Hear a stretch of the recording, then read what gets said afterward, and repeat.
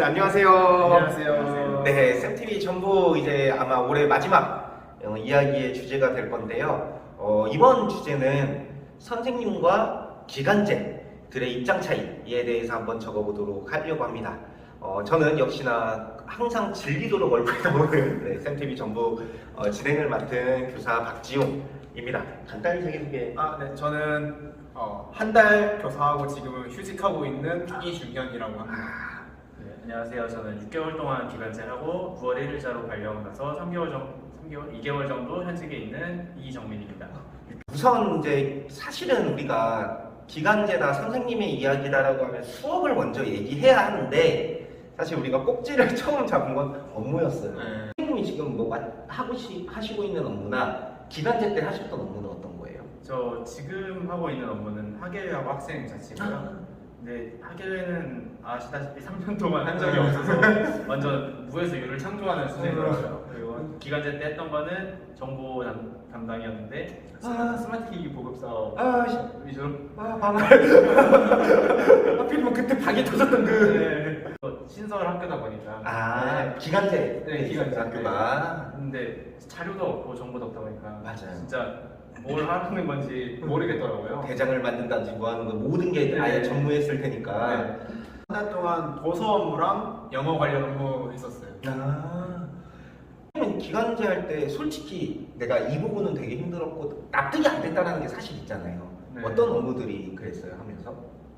특히 일단 업무 같은 거를요 어떻게 하라고 구체적으로 알려주는 사람이 없다 보니까 그거 자체로 되게 피곤했고 그거에 대해서는 그래도 기간제다 보니까 좀 경감을 해주시긴 한 것 같아요. 그거 가장 힘든 점이 이제 인수인계라는 우선은 신규 학교였으니까 인수인계라는 시스템이 없었을 거고. 네. 그럼 지금 9월에 발령받고는 인수인계 시스템이 있나요? 네, 지금은 인수인계를 좀 받아서요. 그래도 어떻게 해야 되는지 가닥이 잡히더라고요. 그 업무 전임자분이 같은 학교에 지금. 네. 그나마 다행이네요.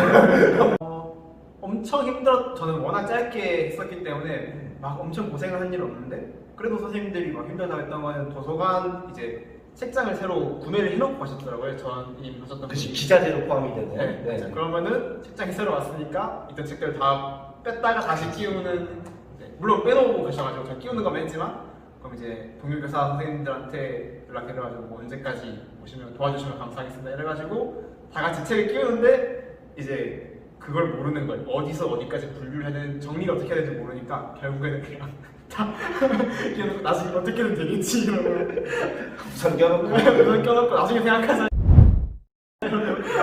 그거 하면 되는데 별게 아니야 라고 하기에는 학교 현장의 업무는 너무나도 많고, 그리고 사실 저희는 많은 얘기를 하지만 업무를 하는 사람이 아니라 수업을 하는 사람인데 요 짓거리를 왜 하고 왜 두 업무를 제가 해보면 요 짓거리를 내가 왜 하고 있지라고 현타가 올 때가 있는 업무들이에요. 사실 기간제는 사실 업무를 웬만하면 부여하지 말라고라는 이게 의무는 아니에요. 업무를 주는 분들이었어요.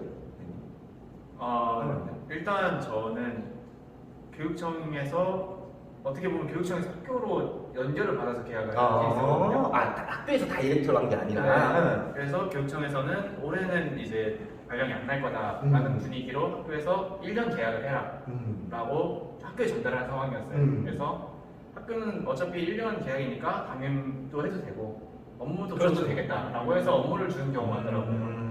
1년 계약이면 조금 다르긴 하네요.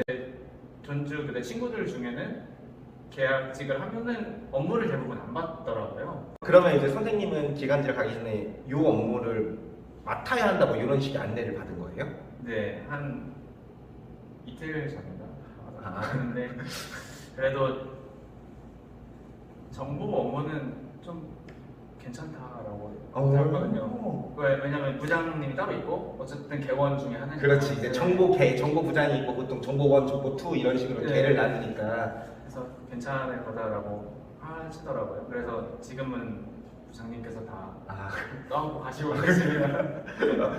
괜찮은 업무를 적응하는데 어려운 점은 사실 이제 시스템에 익숙해지는 건데 저희가 쓰는 가장 대표적인 사이트는 사실 이제 그 업무적인 체계는 에듀파인 나이스인데요. 선생님들 혹시 나이스나 에듀파인을 실습 때라든지 이렇게 들어보신 적이 있으신가요? 오, 대학교 때 교직 실습인가 그런 네. 과목이 있는 거 아, 같아요. 교직 실무. 교직 실무. 근데 솔직히 기억은 안 나고요. 아, 그냥 그런 게 있었다라는 것만 기억나는 것 같아요. 현직 교사분들이 반영은 많이 된 것 같아요. 교직 실무라는 게 되게 필요한데 문제는 교직 실무 수업을 받더라도 실습을 할 수가 없잖아요. 솔직히 나이스 참 보여주고 솔직히 버튼 클릭하면서 요거라고 하면 솔직히 네. 와닿겠어요? 더군다나 그게 제가 기억하기로는 3, 4학년 과목이 아니었던 것 같아요. 2학년인가? 아마 3학년 맞긴 했을 거예요. 4학년은 아니었어요. 3학년인가 됐던 것 같아요. 근데 막상 3학년 때 배워도 임용도 다 까먹는데. 맞아요. 이 이야기를 하냐면 나이스라는 시스템이 이제 제가 임용되기 전에 생겼는데 선배들 얘기를 들은 예전에는 다 이제 수기로 작성을 했고 그 우리 저 초등학교 때도 선생님들이 출석 보면은 선생님들이 다 가지고 있었어요. 긴자. 그게 이제 회초리 용도로 쓰이기로 했고 뭐 이랬지만 그 긴자가 뭐냐면은 옛날엔 이랬대요. 줄을 긋다가 틀리면 혼났대 교장한테. 그리고 글씨 잘못 쓰면 혼나 그랬고 줄 긋고 하는 그런 것들을 하다가 수기로 하다가 이제 그 전산 업무 나이스라는 시스템이 됐고 들은 바로는 나이스가 생기면서 명퇴자들이 굉장히 많아졌다 그랬어요. 그렇죠. 따라가지 못하죠. 그렇죠. 이제 그게 너무 걱정이 되고 따라가지 못할 것 같다는 두려움이. 에듀파인을 접하고 적응하는데 뭐 혹시 어떤 기분이나 어떤 사례들이 있나요? 일단 지금도 대부분의 메뉴는 모르고요. 그냥 그렇지. 공문 찍는 기계예요. 점수 누르고 서식 들어가서 그것밖에 할 줄 모르는 상태거든요. 나이 공남함에 쌓여있을 것 같은데 공남 처리하는 거. 공남함에 미친. 잠깐만 말씀드릴게요. 그 하나하나 공남 안 눌러도 돼요. 일괄 공남 처리돼요. 생각나는 게 이제 처음에 교육청에 발령이 나면 교육청에 가가지고 이미지 비밀번호 받고 해서 이메일로 오잖아요. 그렇죠. 근데 이제 출근 전날에 이거 어떻게 하는지 알아보고 가겠다 해가지고 이미지 비밀번호 쳤는데 안 되는 거예요. 비밀번호 틀렸다고 그러더라고요. 그래서 식은땀 나기 시작해요. 다음에 출근해서 당장 해야 될 텐데 비밀번호를 모르니까. 근데 결국에는 전화하면 다 해결해 주시는 거예요. 그렇지. 거기 이제 시스템 관리자가 있으니까 보통. 그렇게 해가지고 교육청 페이지 찾아가지고 전화번호 찾아서 전화하면은 그냥 다 해결해 주시고 그게 제일 빠른 방법이라는 거를 깨달았습니다. 뭐 예를 들어서 어떤 걸 하라고 이제 오잖아요. 나이스 이렇게 눌렀는데 버튼이 없는 거예요. 버튼이 그치. 없고 이렇게 있는데 나는 왜 버튼이 없지? 혼자 막 헤매다가 이게 뭐 지식인에 물어본다 나오는 것도 아니잖아요. 결국에는 이제 배움부장 선생님 전화하니까 그럼 저희가 권한을 드리겠다 하니까 그때 이제 생기더라고요. 맞아요.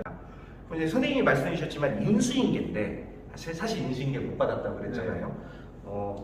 기간제를 하게 되면은 어디까지가 인수인계가 돼야 한다고 생각을 해요? 받을 때는 뭐지?